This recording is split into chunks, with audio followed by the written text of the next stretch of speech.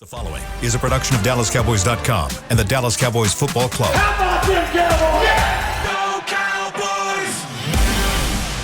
This is Media Mash, a roundtable of Cowboys insiders dropping wisdom and offering sizzling takes on the current state of your Dallas Cowboys. Now, your host, Newy Scruggs. All right, let's ride.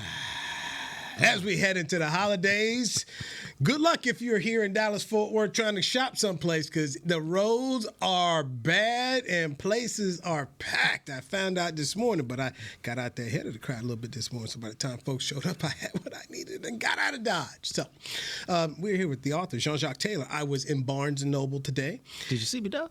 Yes, I did. Hey. I did, man. I did. And you know what? I didn't like where I saw you. Did you move me? Yeah. That's why you my boy. You know I did. Oh, some things need to get That high pitch. It's that high pitch. Yes, we did. That's why you my boy, dog. Took it down from the bottom. We need to put that right here, Coach Prime, right here. So that front and center. Yes. Was that the Parks? No. This was over in South Lake. I was over there. So. Well. And, Come on, man. Hey. I'm glad we did. That ain't at the Parks, He's in bro. high society. How you think you're the Parks, bro? I used to be. Yeah, we used My to be. bad. Used to be don't make no honey. I was going to say Highland Village downtown, but you know. Parks got a little too dangerous for me. Parks got a little too They only had dangerous two for me. shootouts. They only had two. Why you bullshit?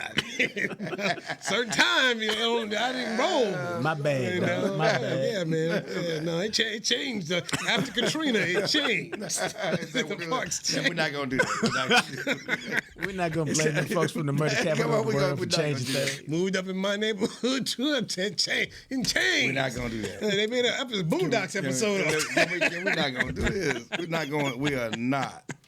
He's clearing Thank you, on the please. Telegram. Just left the locker room. Left the locker room.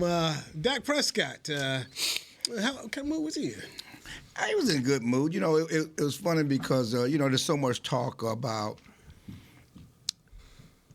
the disparity on the road. Mm-hmm. You know, and he told me Sunday when I asked him. You know, he said, we don't know. We can't figure it out. You know, why we play so bad in the road. He said, but we got, we got problem solvers. So he talked about problem solvers, about mindset. And I said, well, have y'all figured out why you play so bad on the road? Nope. I was going to say, he took the dramatic pregnant pause, and he looked. Nope.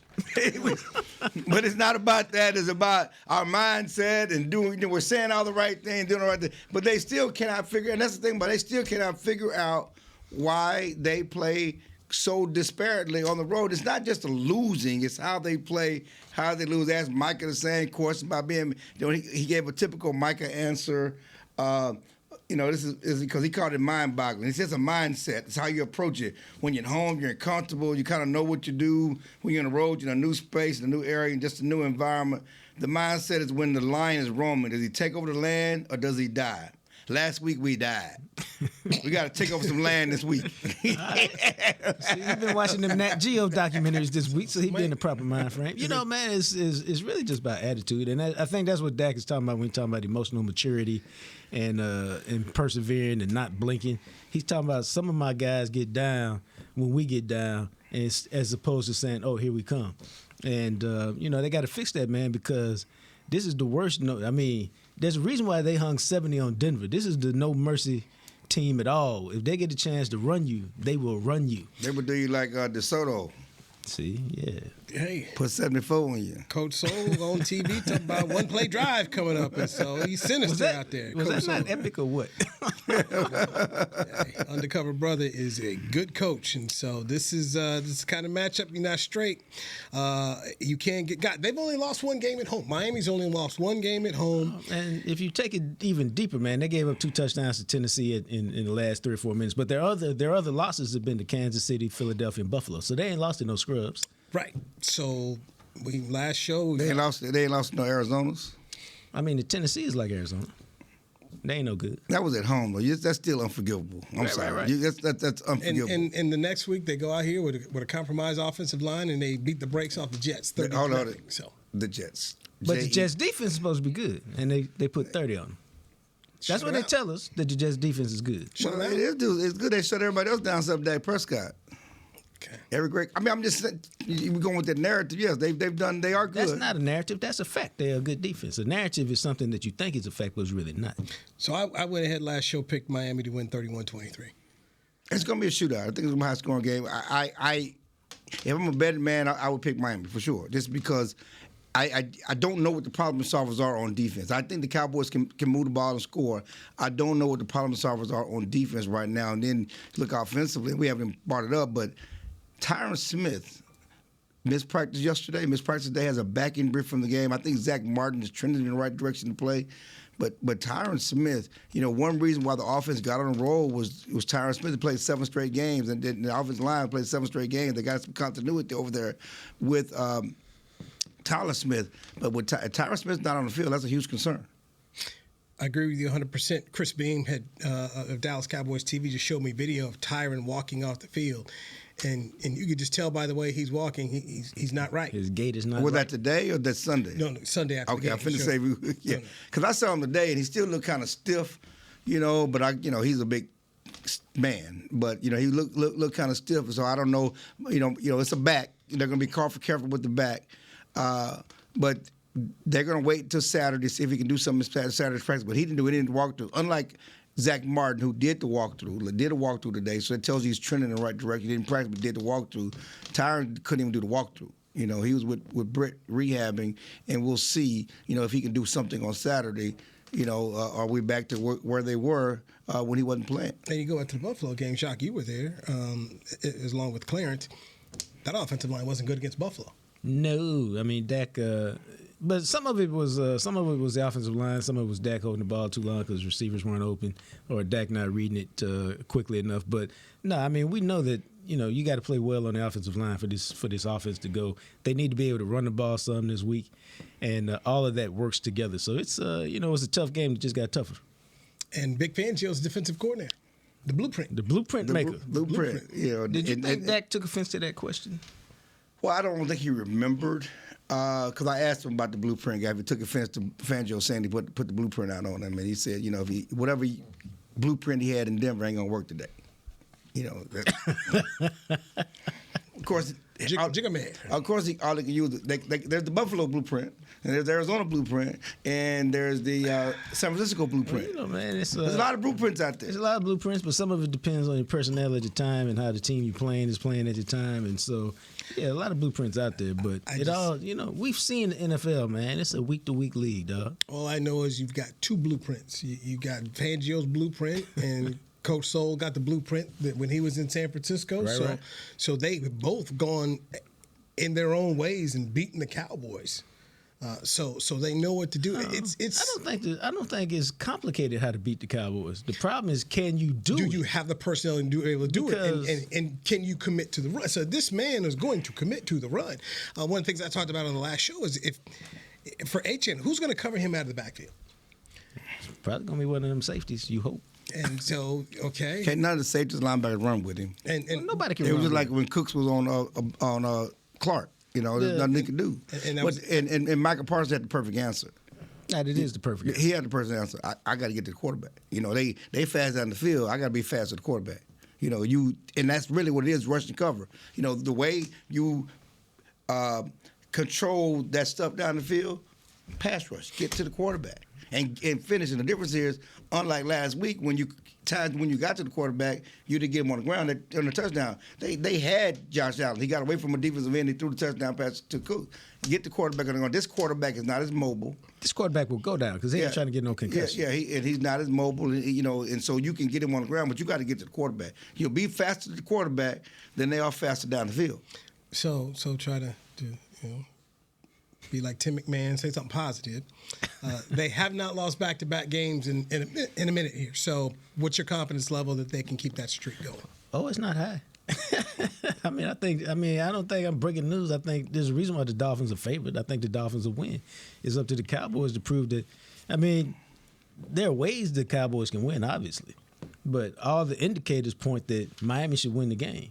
And so it's up to the Cowboys to make a step up to improve some elements of their team that have been lacking on the road and go get what would be a significant win and a huge win, and the kind of win that if you're going to be serious about making a run in the playoffs, we would look at this, and Clarence and I discussed this on Jacques Talk, which you can hear Monday, Wednesday, and Friday wherever you get your podcast. Earlier today, that he's a frequent guest. Yeah, no, he's a weekly guest brought to you each and every week by so and so. But the thing about it is, it's a much different tenor if they win. You're like, oh, okay, all right, they serious. Let's see what they can do. And if they lose, it's like, so here we are in December. They done played 2 good teams. They lost 2. They're 10-4. Division probably gone. They got to go on the road. So, okay, even if they beat whoever the NFC South sends, they're going to get drilled by whoever they play. So let me go back on this, Clarence, and come back to because I know you do this every year for the paper. All the beat writers do. When the schedule came out, what did you have this December stretch being? Do you remember? I cannot remember. I think I had them 11-7. Okay. And I think right now they're trending ahead of that. I had them 11-7. You look at this December stretch, and I thought if they were 3-1 out the stretch, it'd be a heck of a run. Yeah. You look at this December stretch, and certainly, I had them beating Philadelphia at home for sure. Okay. I probably had them losing to Buffalo. I probably had them going 3-4-1. So I just went back here. This was because we did 2. We did one when it first was released, and then we did one right before the season started. But when I initially did this, I had Philadelphia as a win. I had Buffalo as a loss. I had Miami as a loss, and then I had them winning against Detroit and Washington to end the season. Right. And so I just went back because I picked the Cowboys to win in Buffalo, and I just said, just go back to what you thought before. You thought, it's hard to win in Buffalo in December, and traditionally for the Cowboys, their history, yes. And, the other thing about Buffalo is, and every stadium's loud, this and that, but there's a few places, Buffalo's one of them, Green Bay is one of them. High school stadium. It's got a different feel and a different vibe to it, man, and it makes it a little more difficult to win on the road because the fans. Because he was out there in the elements. And with the fans. With the fans. And I'm telling you, when I'm saying them folks was in it, dog. They were in it. No, it was somebody beating on the window they were beating on the press box window. From start to finish. And you know what? They stood almost the whole game. Like a college game. Yes. Like a college game. How do you compare it to the shoe? Man, I ain't been to the shoe in forever. But the shoe is much more of a polite crowd. That's Ohio State, by the way. Yeah. Ohio State. Although they get rowdy, but really, I don't think it's. That's not the reports we got. I said I ain't been there in forever. Okay. But when I say polite, I mean more like cowboy polite. Like they're not up there screaming and shouting. I mean they get into it, but they're not like this. They're not like LSU and Death Valley. It ain't like that. It ain't like Clemson. Like going to Texas. Yeah, in a lot of ways.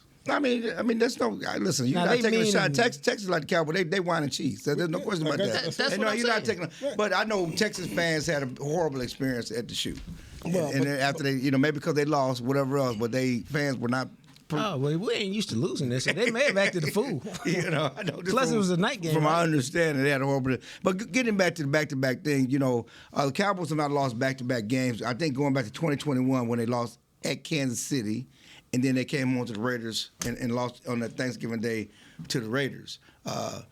And now since then they've gone on the run of not losing back-to-back games. And I think the difference here is that, and they've shown, listen, give them credit, resiliency for bouncing back. And losing at San Francisco, and I don't know, everybody thought they would bounce back and beat the Chargers. Well, we thought what the Chargers were going to be early in the season. But did a good job with that. But this stretch here, going to Buffalo to Miami is a different animal. Especially at this point in the season, and we know who they are. It's going to be tough for them to win back to back. It's a case to me. It's like when they play Philadelphia. You can play a pretty good game, you can play well, and you can lose, or you can play poorly and get blown out. But you don't have to have played poorly to lose against Miami in Miami. And when you talk about, especially for AFC East teams through the years, December in Buffalo, hard. Miami in December, hard.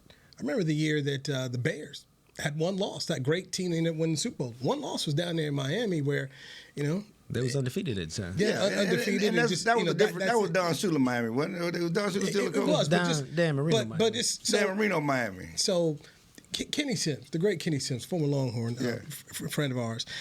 Kenny used to tell him, because he played for the Patriots, he just said, man, we can't win down there. And you look at Bill Belichick through the years, Belichick down there in Miami anytime, especially at the beginning of the year, but the end of the year, it's a problem. Yeah. And while the Cowboys don't necessarily have an issue with the heat or whatnot, just traditionally, it's tough to win down there in December. In Buffalo, it's tough to win. And in the NBA, it's because they're out in the streets on South Beach. The Cowboys won't be on South Beach. NFL teams are usually not on South Beach. But you look at it, NBA teams, they go to Miami, they out there partying. They usually lose those games because they're partying. But certainly the NFL teams don't have that same problem because they have curfews and they don't get a chance to wild out like the NBA teams do. What you got set up? Huh? What you got set up down there? It's Christmas Eve, man. I'm going to be at church, praying. No, that's New praying Year's for you. Eve. Christmas Eve, man. You go to church on Christmas Eve? I go to church on Christmas. Yeah, I'm going to be at church. You going down the day before. I was going to say that was going to church on Christmas. Talking on Saturday? Yeah. I don't know, man. I'm going to be at the W Hotel chilling, probably chilling. I don't know if they have a good bar in another W. I'm just going to see. My experience is W has a horrible bar. No, she's at the W, though.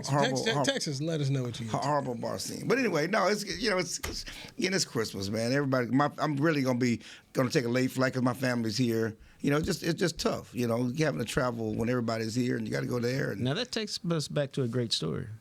The time we was in New Orleans on Christmas Eve, and Jerry flew us back on his plane. Yeah, he did that for us. Yeah. Get to our family. That was probably 97, 98, somewhere in there. I did not know that. Yeah, that's not. Flew the beat writers back. That's not happening. His plane took him and his family back. Mm-hmm. Then he sent the plane back to pick us up and got us in so we could get there on Christmas morning. And that was cool because then we either had no kids or little kids. That's pretty doggone cool right there. Yeah. All right. Yeah, I'm not going. So. And statute of limitations over. So. For you. Oops. I don't know if Chad was on that flight. All right, I was on it. When we come back, is that why he was looking at me like that? The Media Mash with Clarence Hill and Jacques Taylor. This is DallasCowboys.com. Independent radio. media can say what they want to say. Todd thought it would be secure to jog in the cheetah savanna. Todd believed the big cat repellent he bought online was reliable. And now, Todd is trying to be faster than this cheetah that can run 80 miles per hour. But the good news is, Todd has AT&T 5G that is fast, reliable, and secure. And he learned the best thing to do is stop running and toss her the backpack with the beef stew. AT&T 5G. Fast, reliable, secure. It's not complicated. 5G requires compatible plan and device. 5G may not be available in your area. See att.com/5G for you for details. Don't put off getting your oil changed, Dallas. Take 5 Oil Change, a proud partner of the Cowboys, is faster than you think. There's no appointment needed and no waiting room. Yep, you heard that correctly. Take 5 is so fast, you don't even have to get out of your car. You can take advantage of Take 5's fast, friendly, and simple service at any of their locations across the Dallas area. And remember, at Take 5, you stay in your car because they're faster than you think. Take 5, the official oil change of the Dallas Cowboys. It's the official men's skincare brand of the Dallas Cowboys, Jack Black. And right now, Cowboys fans can get 15% off their $75 order. Plus, because every deal needs a playmaker, your order will include a free 5-piece skincare set and free shipping. The Jack Black Playmaker is 4 of Jack's favorites and a full-sized intense therapy lip balm. Make a play for the Playmaker at getjackblack.com/Cowboys with the code CowboysVIP. That's getjackblack.com/Cowboys with the code CowboysVIP. They say champions are remembered, but legends are never forgotten. United Ag and Turf offers a winning lineup of John Deere equipment built to tackle any challenge on and off the field. Legendary John Deere tractors, combines, residential mowers, commercial mowers, compact construction equipment, Gator utility vehicles, and a full line of golf and sports turf equipment. United Ag and Turf, the official Ag and Turf equipment supplier of the Dallas Cowboys. Visit UnitedAgAndTurf.com to find a location near you. Back to Media Mash. All right, here we are, Media Mash, heading into the Dallas Cowboys road game against the Miami Dolphins here. Both teams have 10 wins. Both teams are in first place. And you've got a Dolphins team that's only lost one game at home all year. You've got the Cowboys who've not lost a back-to-back game all year. So lots to play for, a lot of matchups meaning something down the stretch here. And this one definitely fits the bill. Tyreek Hill did not play last week. Clarence, what are we hearing about what we think his availability will be for this game? Yeah, I haven't seen the practice report today. I know he didn't practice yesterday. And obviously I think, they set him last week with hopes he would return this week. And, they figured they could beat the Jets without him. It's certainly the Cowboys are preparing for him, and that's all we've talked about. That's all they've talked about this week, how they have to prepare for his speed, but not just his speed, but Waddle's speed and A-Chain speed and Mostert's speed and everything else. But Hill is a linchpin. I mean, that offense is decided. Yeah, they beat Buffalo. I mean, they beat the Jets. But that offense, as you go back to the Tennessee game, it's just a different offense without Hill on the field. No, I mean, they deal in explosiveness. Big plays galore. And so, it's about keeping things in front of you. And just like we talked about in terms of what they did against Buffalo, you have to tackle this week. You can't have 12 missed tackles. Yeah, use the sideline, all this stuff. You got to take the right angles, everything. And, and the thing about what Miami does, just the pre-snap motion and to get him away from the bump, because you want to bump him. And like, just press him. It's supposed to be simple. But they do the pre-snap motion. They do the stacking, do a lot of things that, you really have to hone in on your technique, and you definitely have to tackle. You have to send them back. Send them back into inside. You got to use a boundary out there, and you certainly it's not just again it's Hill, but the running game. I mean, the most disheartening thing last week was how they got gassed on the edge and then set the edge.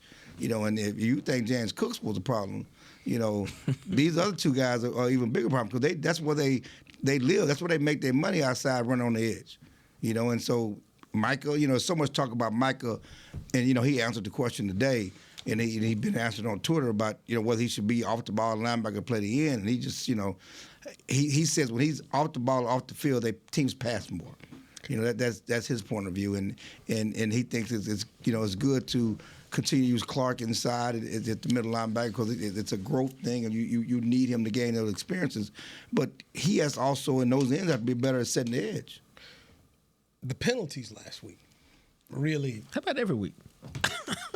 They lead the league in penalties. Every week, yes, you lead the league in penalties, but last week, those penalties put you out of the game real fast. Well, dude, they have to. They got to stop them, and you can coach it, you can emphasize, but ultimately, it's up to the players to take control of it, because against the better teams. You just can't give them opportunities. I mean, it doesn't matter what sport you playing. You give good teams extra opportunities, they beat you. Yeah. Look at it. The roughing the punter penalty leads directly to a touchdown.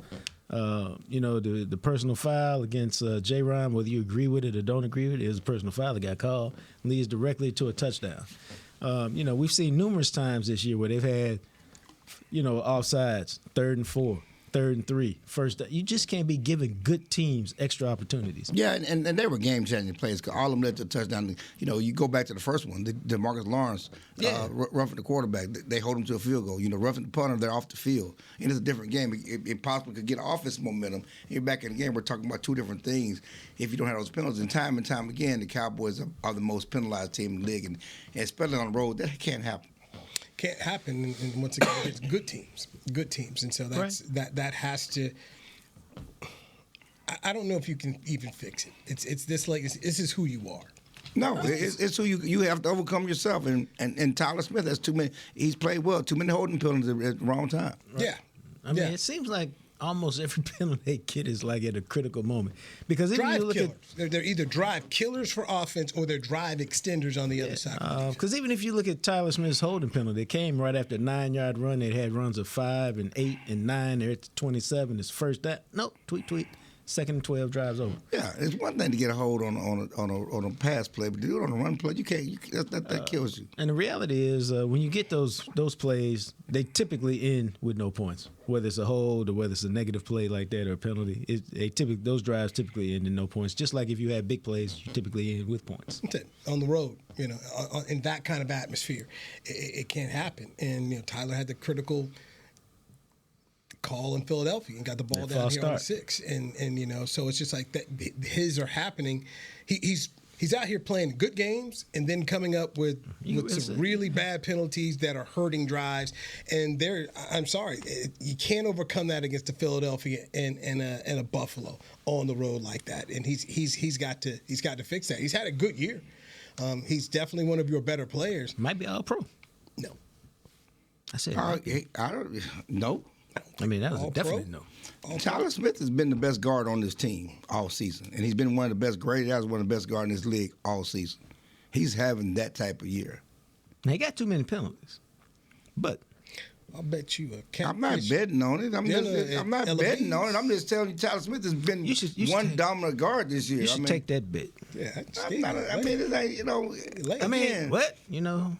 I mean, it's not where I'm just emphasizing that just to shut it down is too far. Now, he probably won't make it. You know, you have to build up a reputation, but just summarily shut it down and say it won't happen. You're really doing an injustice to how well he's played this year. He's been one of the better guards in this league all season, and the best guard on this team. And I know Zach Martin's on this team. He's been the best guard, the best offensive lineman on this team all season. You say Pro Bowl?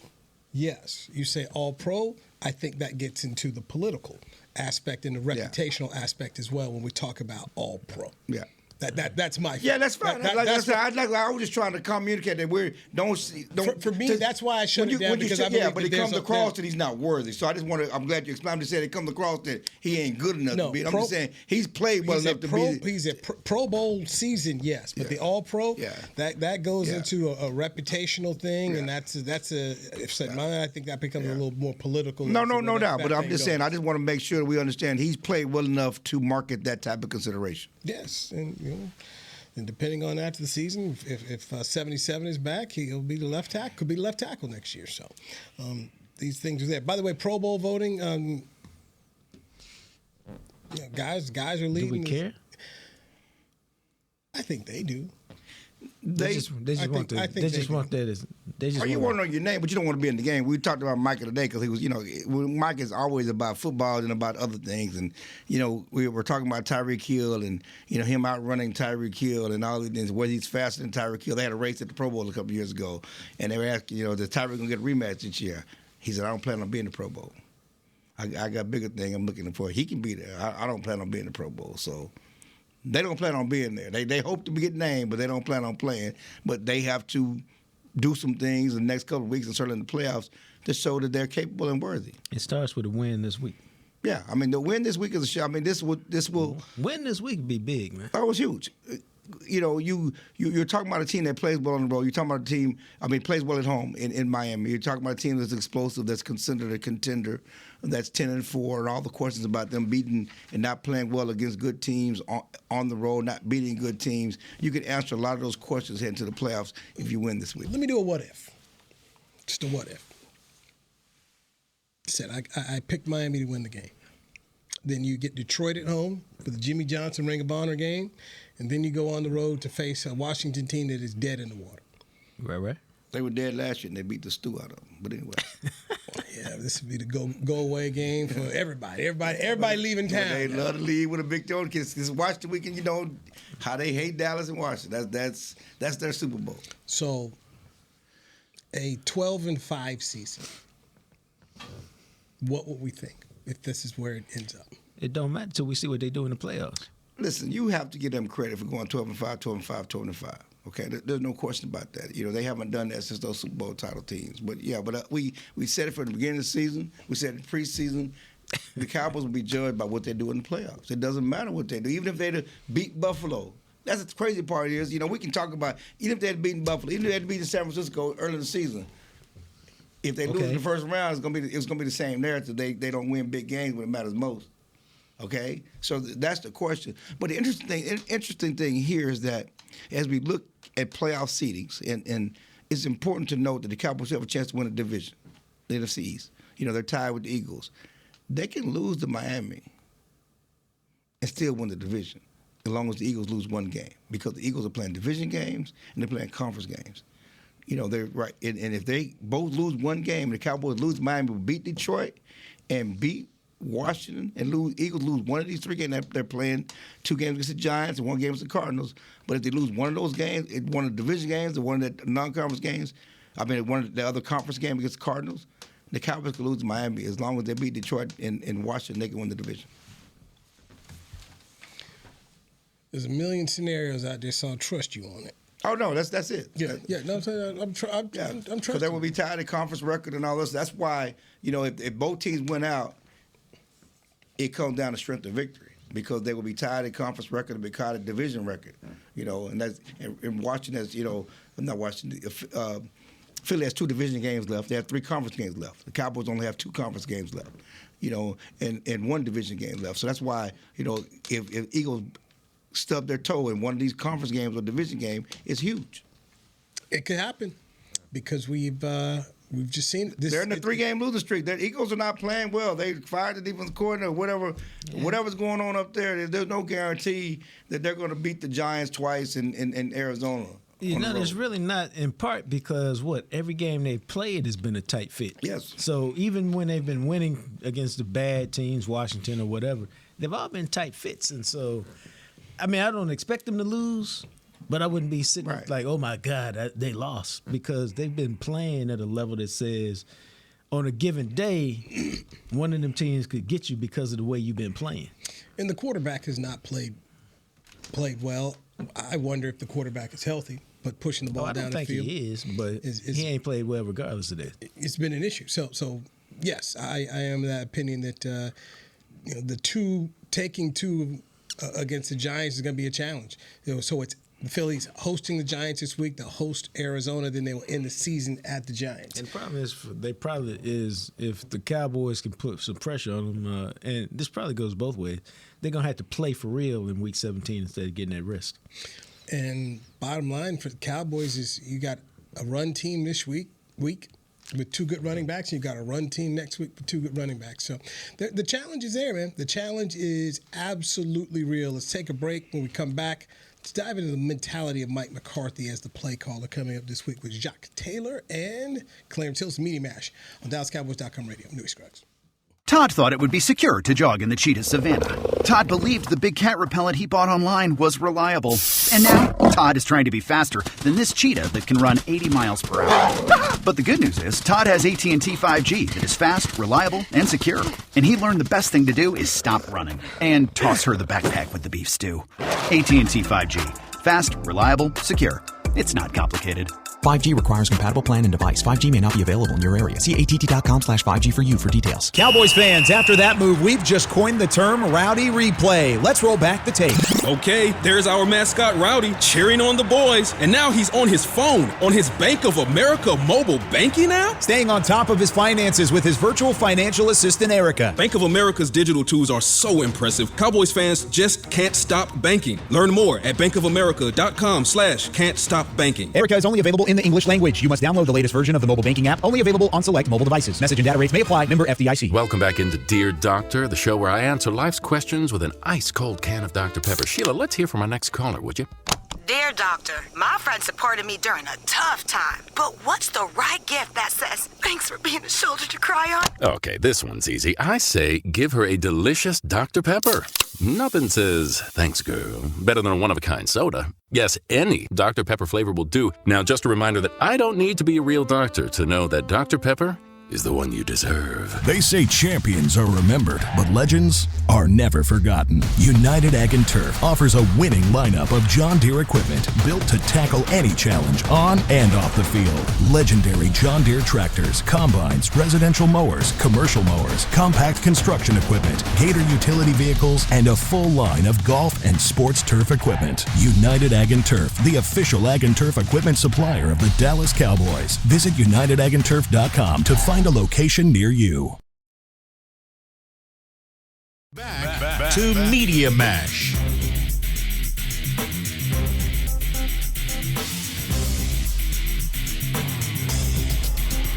All right, Media Mash right here on DallasCowboys.com radio. Boy. It's a setup. It's a setup. It'd be your own people. It's a setup. Ain't no setup, man. I don't control it. I don't control the comeback, man. It's a setup, man. You got to get on the producer about setup, that, man. It's a setup, man. This didn't have to be done right now. They could have waited after the show, though. You have to go do that. It's a setup, man. That's the producer, man. I don't control it. You see me right here, right? You see me right here. Yeah. The author, Jean-Jacques Taylor. Get the book, Coach Prime, Making a Men. His book is out. Excellent Christmas gift, so make sure you go buy it. Went out and bought some books today for Christmas, so books are still a good thing to do. Oh, you know what? That's a great thing. I was sitting here because my son's an avid reader. I just thought of a couple books I need to get him. I got a good recommendation for you. So one that'll work because it's one of the little devotional type thing you look at every day. So I got one for you. Real good. Clarity Hill, Fort Worth Star Telegram. Check him out tonight over at Ella B's in Arlington. Cavante Turpin be there with him. Really? As well as Duncanville. Duncanville's having a little championship party back to back. You're also having a winter coat drive. So that's it. Donate some winter coats to the man's needy doing good work in the community always. And on the Cowboys beat. He always has, man. He always has. You know, when he's not here, I brag on him. But here you try to give me hell. Well, the problem is he here every day. When he's here, I treat him with the same love he treats me. So there you go. There you go. Good luck to your Longhorns in the college football playoff, man. When is it? January 1st. New Year's Day. Oh, so we still got January 1st, man. And trying to locate a hotel room in Houston right now is kind of a problem. Oh, it's a problem. Well, it was not the problem was the cancellation fee. Oh, yeah, because if you book it and then you cancel, they're gonna get you. You might as well commit to it. Well, they want a whole. So in Houston, they want if you cancel right now, because I was about to book 2 rooms last night. Right. And they said you have to pay for the room and the taxes. If you cancel. If you cancel the day, so they don't win the game. I cancel on January 2nd. Boom. Got to pay. Ashamed of themselves. I'm like, I can't commit to that. My boss is gonna be upset if I sit around here and give him a bill almost $700 for 2 rooms. For something that didn't happen. But now, if I wait, the room's gonna be double that. Well, no. If I wait, I can still get the rate. But if I have to now wait till, at this point in time. How about if you Airbnb? Or it's the same thing? Or you don't like to go that route? Got to get my Marriott point. Exactly. Oh, my bad. So I apologize. My bad. Airbnb points. I'm sorry. So basically, I don't understand why I want to go somewhere I got to clean up. Right. That's another good point. I need this to be like a 42-10 Texas lead here in the second quarter, so I can get online and go ahead and book it. It's the last game too. Yeah, I don't know if it's gonna be like that. It's gonna be a nice shootout though. No, it's gonna be. That first game might be a blowout. Yes. It will be, but yeah, knowing Washington, they're gonna go ahead and them dogs gonna do that upset thing. But anyway, it's what it is. It is what it is. So, but I'll be rooting for you, Clarence. I always do. Hook 'em. I mean, that may be the most disingenuous hook 'em of all time. I mean, disingenuous. Man, I'm just glad you called it. I'm out here. I'm just glad I am here always rooting for my boy Chris Del Conte. I'm not here. I'm listening. That's my guy. That's my guy. I would love, especially last year. I remember when you were dancing on texting Chris Del Conte just last year. So Conte, my guy. I was there. You were dancing a jig. When TCU was going to the playoff and they beat Texas. You talking about the Alamo Bowl? Yeah, yes. I'm sorry, man. I'm sorry. I can't. I can't. Dancing a jig. They're not sitting around here paying people all that money so you go down the road to San Antonio playing the Alamo Bowl again. Listen, I mean, nobody played the Alamo Bowl more than you. I remember when TCU like the whole doggone Alamo Bowl Hall of Fame. I remember when TCU went to the Alamo Bowl. A lot of folks got arrested. Wow. Wow. Just keep the score. I'm just saying. You like Shady McCoy. I mean, just going after the black quarterback. No, you look at you, boy. I tell you, man. Boy, I tell you. Mike McCarthy will be the play caller for this game here. How does Mike McCarthy help out Dak Prescott this week? Last week, they could not get anything going for the offense. They also did not have the ball very much. It wasn't maybe 8 possessions in the game. They just didn't have the ball a lot. Clarence. I mean, you. First of all, I thought he should have taken the ball to open the game. You know, it surprised me that he didn't take the ball over the game. We all know that this defense, this team plays better when they get out, score points, get out to a lead, and the defense, can play with a lead. That's important. You need. We expect this to be a track meet, but you need the offense to set the tone. And we talked to Dak about that. The offense has to get out there and set the tone offensively and get on the scoreboard, and then allow the defense to play with the lead because, again, when the defense is not playing with a lead and the offense is not contributing, you saw what happened in Buffalo last week. But it's very important for Mike that first 15-play script for Dak, last week, it just was one of those games where Dak didn't have it, and he's, because I asked him a few weeks ago, are you in the zone? This is who you are, are you in the zone? And he's been in the zone.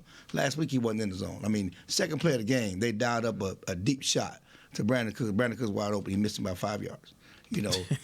Close. Missing by 5 yards. You hit that. The confidence, everything. What CD said last week, we need to bring our own music. That's bringing your own music, making plays on offense, getting things done. And so it's important for the offense and Dak to get in a rhythm and get going. We look at Jalen Ramsey and those cornerbacks. Look for Jake Ferguson to have a pretty big game against those linebackers. I think they're going to target the middle of the field and try to get some of that stuff going. A side note, though, CeeDee Lamb has 103 catches, 104 catches this season.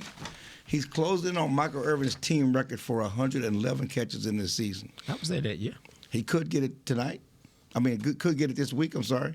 But certainly he's going to get it with 3 games left in the season and be your all-time single-season leader in reception. And he also could catch him in single season for yards in the season as well.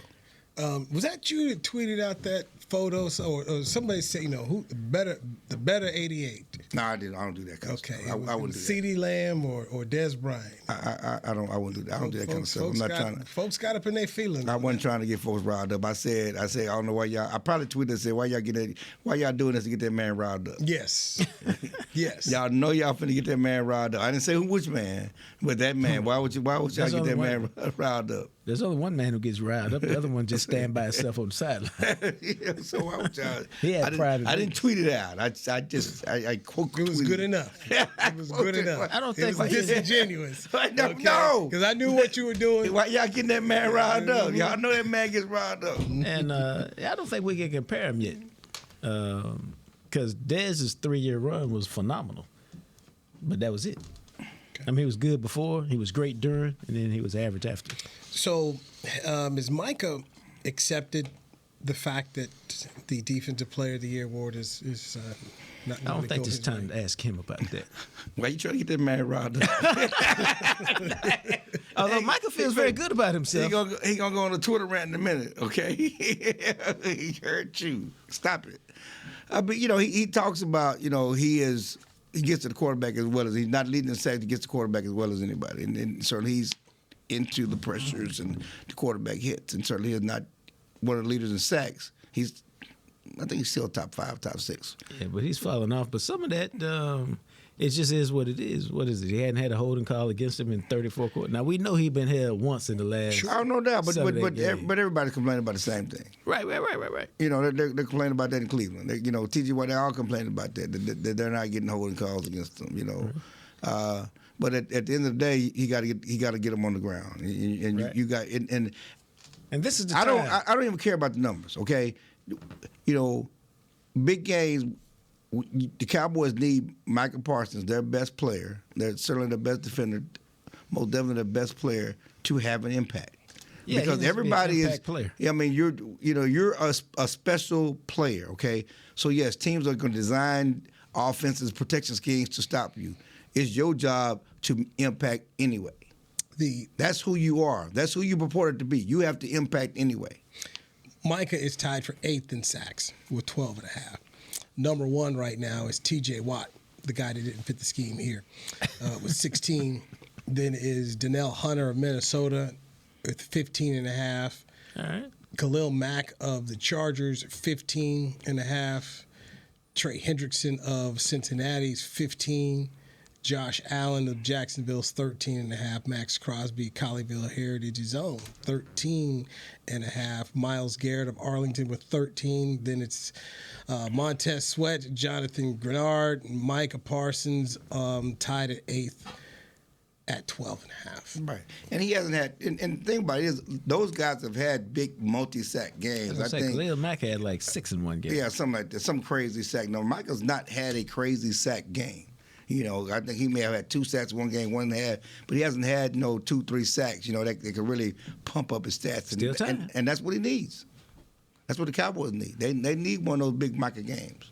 And he's gonna get a chance this week because Tua ain't going nowhere.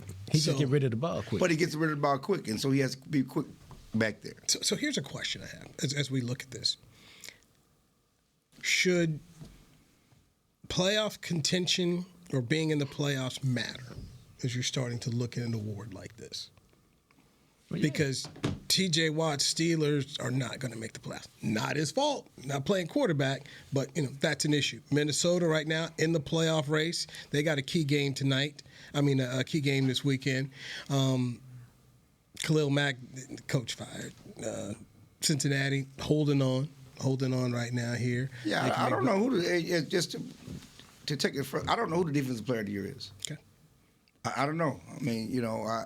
Myles Garrett, I thought was shoe-in, but his numbers have come back to the pack. He was leading us, league in sacks. 3 sacks off the pace right now. Right. And I don't know if sacks should be the telltale sign. Correct. No. Because Michael does so much is rushing the pass and open things up for other people, but he still needs one of those impact games. But yeah, I don't know how you give it to T.J. Watt. How do you give it to Donnell Hunter? They're leading the league in sacks. At some point, if T.J. gets to 20, just the numbers are just going to be the numbers. Can Bland possibly make a run? I don't think so. Even if he pick off one more. He pick off 2 more. The problem is that the last couple of weeks, that when the Cowboys put Stephon Gilmore on the team's best receiver, how can you give him Defensive Player of the Year? The same way you can give the second best player on the 49ers the league MVP. We're talking about a quarterback. It's 2 totally different conversations. But the Cowboys and you can. You asked why. I'm like, you can do this. The best player on the 49ers offense is not going to get the MVP of the league. We understand that, but I'm just saying from a realistic, logically standpoint, Bland's worst. The problem with Bland's campaign is that since those, he set the NFL record for returns. The Cowboys have used Stephon Gilmore on the other team's best receiver because Bland couldn't hold up. All right. He's been effective. So I got Miami winning. What do you have? Again, I told you earlier, I have Miami. Show me something. Surprise me. Do something. Certainly you've done a great job in back-to-back games, but you haven't done a great job on the road. This is a tough test in Miami, that running game, Tyreek Hill, that speed. You're no-showing on the road. Show me. Yeah, I got Miami winning. Okay. Feels to me like a 34-20. 34-30 game. All right. Hey, Merry Christmas, everybody. And enjoy your time down there. My time is going to be trying to get back. I got my kids leaving. It's going to be trying to get back, Good luck. Maybe Jared's playing will be available. Doubt it, but good luck. Clarence Hill, Jock Taylor, Jazz, Chris, Big Will, Joshy, everybody's been a part of it. Appreciate it. Happy holidays from everyone. DallasCowboys.com radio. This has been a production of DallasCowboys.com and the Dallas Cowboys Football Club. How about this, Cowboys? Yeah!